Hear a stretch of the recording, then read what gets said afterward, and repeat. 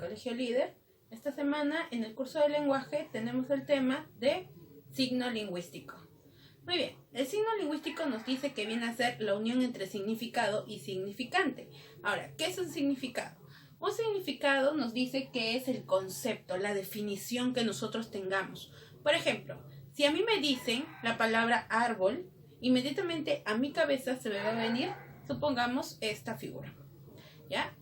También se me va a venir toda la definición que es de árbol. Pertenece al reino vegetal, tienen hojas, algunos de ellos tienen frutos, tienen su semilla, tiene un tronco, tiene todo ello, ya. Todo ese concepto, toda esa definición que se te viene a la cabeza, eso se llama significado. El significado es la imagen conceptual que nosotros tenemos de este signo lingüístico. Ahora, la palabra árbol, A-R-B-O-L, todo eso se llama significante. Es la imagen acústica. ¿Por qué imagen acústica? Porque es lo que yo voy a escuchar. Yo voy a escuchar la palabra árbol, ¿no es cierto? Voy a escuchar estas letras juntas que dan la palabra árbol. Ya, eso se llama significante.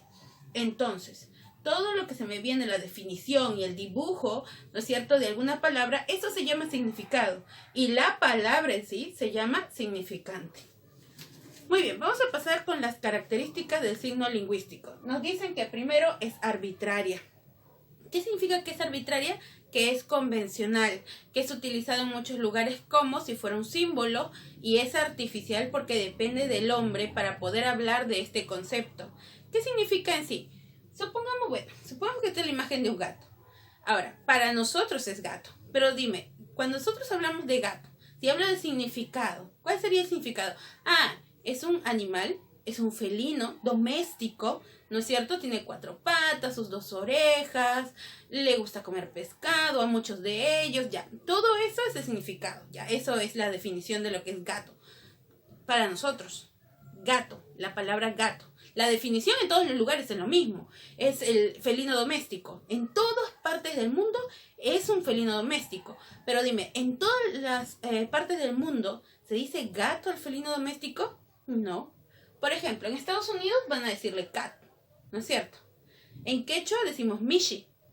Entonces, como vemos, el concepto no cambia, pero sí cambia lo que vienen a ser los significantes, cambian las palabras. Eso significa que sea arbitrario convencional. Depende de la comunidad, depende del nombre que la comunidad le da. Aquí en Perú, y en la mayoría de lo que hablamos castellano, se dice gato. Mientras que en Estados Unidos le dicen cat. Mientras que en quechua le dicen mishi. Pero estamos hablando de lo mismo, seguimos hablando del felino doméstico. Muy bien, eso significa que sea arbitrario. Ahora, es lineal, ¿por qué? Porque sigue una secuencia de lo que viene a ser las letras, ¿no es cierto? Hay una sucesión de sonidos. Si yo pronuncio la palabra gato, primero voy a escuchar la G, luego voy a escuchar la A, luego la T y la O. No los escucho todos al mismo tiempo porque no lo entendería. Escucho estos sonidos sucesivamente. Eso es lo importante dentro del signo lingüístico. Ahora, es mutable porque varía a través del tiempo. ¿Qué quiere decir esto? Pasa mucho tiempo para que la palabra evolucione. Por ejemplo, a esto se le llama diacrónico. Diacrónico es que pueda variar con el tiempo. Por ejemplo, la palabra filius viene del latín. Cuando se da la caída de Roma, recordemos que el latín vulgar va a evolucionar y va a dar las famosas lenguas romances. Y entre las lenguas romances, es decir, lenguas hermanas que van a estar aquí, está el castellano. El castellano, el portugués, el italiano, el francés, el rumano, vienen a ser que lenguas romances, lenguas hermanas. Y de filius va a evolucionar y ahora tenemos la palabra hijo. Pero va a pasar mucho tiempo para que evolucione esta palabra. Y a la vez que es mutable, porque tiende a cambiar, también es inmutable, porque no varía en un momento dado. Es sincrónico. ¿Qué significa esto? De mañana no va a llamarse de otra manera que no sea hijo, ¿no es cierto? No, sino que en un momento dado, por ejemplo, ahora en el 2020, no va a cambiar la palabra. En el 2021 tal vez no, en el 2022 tampoco, pero tiende a pasar mucho tiempo y según cómo evoluciona el hombre, también evolucionan las palabras. Muy bien, ahora tenemos los tipos de significados, es decir, algunos sentidos que se le dan a los significados. Por ejemplo, tenemos el significado denotativo y el significado connotativo. El significado denotativo nos dice que es el significado real, quiere decir el significado que yo voy a encontrar en el diccionario. No hay nada que decir, ¿no es cierto? Aquí como encuentro en el diccionario, ese va a ser el significado. Ahora, segundo, me dice, es objetivo. Esto significa que es descriptivo, te está simplemente describiendo. Y se emplea principalmente en el ámbito científico y en el ámbito académico. Quiere decir, cuando hablamos del ámbito científico, una palabra tiene que tener sí o sí el significado, ¿no es cierto? Los científicos cuando traten de, por ejemplo, la palabra bacteria, necesitan el significado de lo que es bacteria, el significado de lo que es virus. En académico, nosotros tenemos que tener el significado de lo que es lenguaje, de lo que viene a ser el habla, ¿no es cierto? La lengua, el dialecto, los significados precisos, los significados que yo encuentro en el diccionario, los significados que dan la RAE. Eso viene a ser el significado denotativo. Por ejemplo, dice, el tigre es un animal cazador. Eso es verdad, ¿no es cierto? Cuando yo busco en el diccionario la palabra tigre, es un animal que, bueno, caza para poder sobrevivir. Ahora, ella solo desayuna media naranja. ¿A qué se está refiriendo aquí? A la fruta. La fruta la comes, ¿no es cierto? Media naranja ha tomado nada más, ha comido en el desayuno y eso es todo. Normalmente como se hace con cualquier fruta. Pásame la aguja para coser la blusa. Estoy hablando del objeto que se utiliza para coser. No hay nada que interpretar, yo te estoy describiendo la acción que hace la aguja, que es coser. Entonces, eso es el significado denotativo. El verdadero significado, el significado que encuentro en el diccionario, significado denotativo. Ahora, el significado connotativo nos dice, es el significado metafórico, quiere decir el significado interpretativo, el significado que tú tienes que interpretar. Es subjetivo porque cada uno de nosotros lo toma de diferente manera. Y se va a desarrollar principalmente en el ámbito literario porque la literatura es eso, necesita interpretación. Y en el ámbito de la jerga. Nos vamos a dar cuenta aquí. ¿Se acuerdan? Los 3 ejemplos, utilizamos la palabra tigre, la palabra media naranja y la palabra aguja, ¿no es cierto? Vamos a llevarlo al significado connotativo que es de interpretación.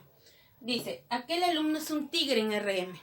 Dime, ¿ese alumno se ha transformado en un tigre? No, ¿qué significado tiene esta oración? Que ese alumno es muy bueno en RM.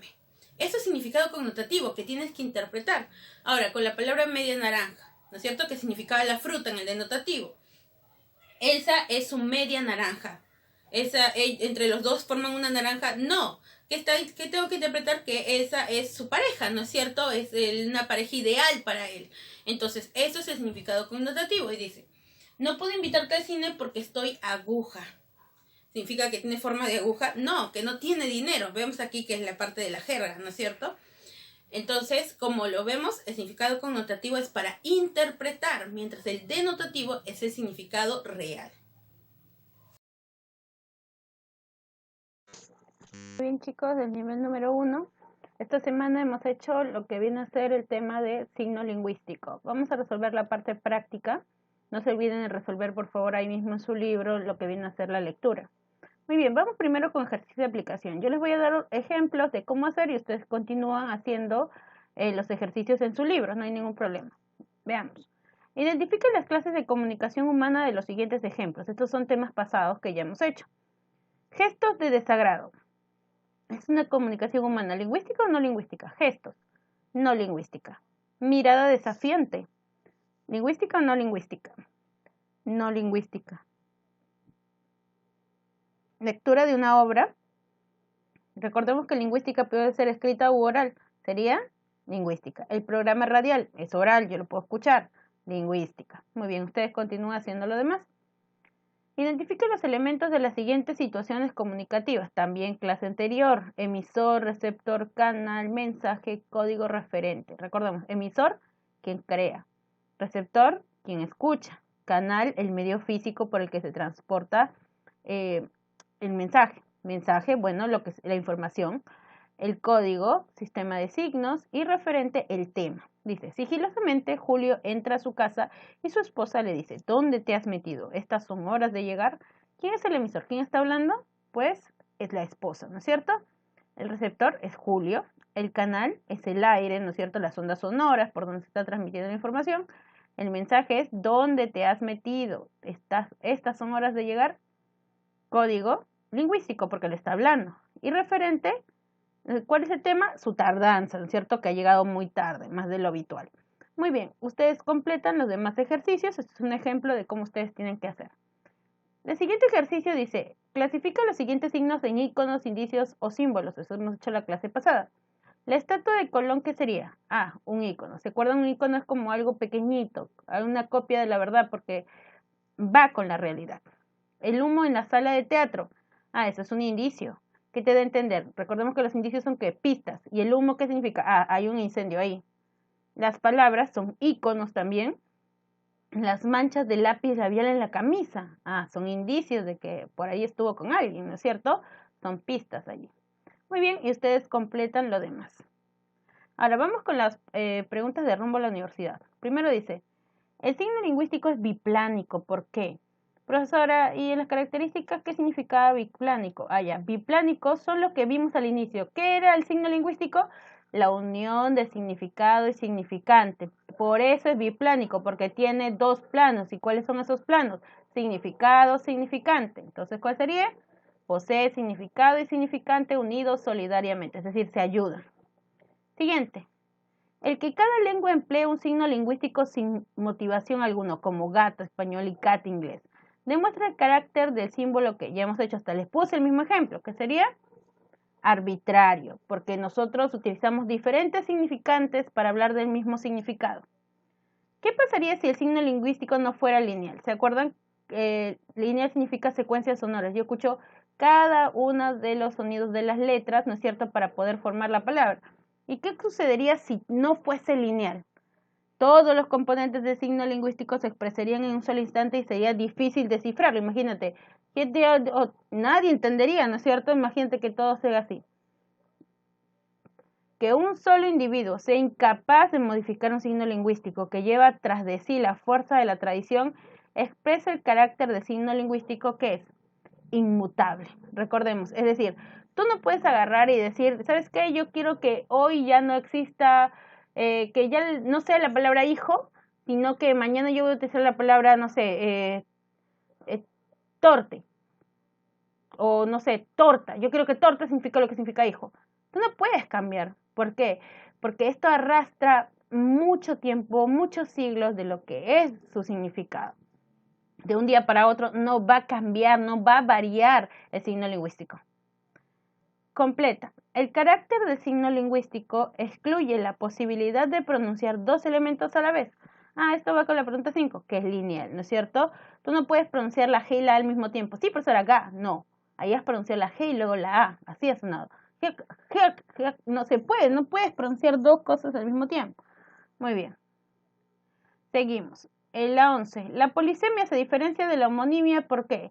Esto seguro vamos a hablar más adelante, o en RV, la polisemia. Poli, ¿qué significa? Varios. Sema, ¿qué significa? Significado. Y la homonimia es un solo significado. ¿Qué diferencia la polisemia? Que la polisemia presenta significados, varios significados con rasgos comunes. La homonimia, por el contrario, no tiene nada de concordancia. Por ejemplo, si yo digo pico, pico es polisémico porque pico puede significar pico de botella, pico de ave, pico de montaña, pico de herramienta. ¿Y cuál es su rasgo común? Que todos tienen punta, ¿no es cierto? Eso significa polisemia. 13. En la expresión, es una chica zanahoria. El ejemplo presenta un significado. ¿Se acuerda el significado denotativo connotativo? La chica que tiene forma de zanahoria, no, la chica, ¿no es cierto?, está diciendo que es bien sana. Entonces, ¿qué significado sería? Estoy interpretando. Connotativo. ¿Qué palabra no presenta monosemia? Quiere decir que no tiene un solo significado.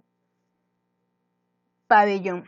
Pabellón puede significar el pabellón de tu oído, ¿no es cierto?, la parte de afuera, de la oreja, la parte de afuera. Y pabellón también puede significar un lugar donde están los salones, ¿no es cierto? Vete al pabellón B, un lugar donde hay varios, ¿no es cierto?, varios salones, varios cuartitos allí. La palabra leopardo y tigre están en relación semántica cuando es especie, porque los dos, leopardo y tigre, pertenecen al género felino, ¿no es cierto? Entonces está en relación especie, sería cohiponimia. A las mínimas unidades conceptuales que integran un significado se denominan. Muy bien, una característica que no mencionamos sobre el signo lingüístico es que es doblemente articulado, al igual que el lenguaje, porque el signo lingüístico es la palabra, ¿no es cierto? Es lo que estudia el lenguaje. El signo lingüístico es doblemente articulado, lo cual ya hemos dicho que significa el lenguaje. ¿Qué significa que sea doblemente articulado? Tiene dos articulaciones. La primera, morfemas, y la segunda, fonemas. Los fonemas son unidades distintivas, ¿no es cierto? Es el sonido que el sonido abstracto que yo voy a tener de cada una de las letras. Y los morfemas son unidades de significado. Yo divido una palabra en morfemas y cada parte tiene un significado. Entonces serían los morfemas. Muy bien, chicos, ustedes marcan la parte de los números pares y terminan la parte del ejercicio.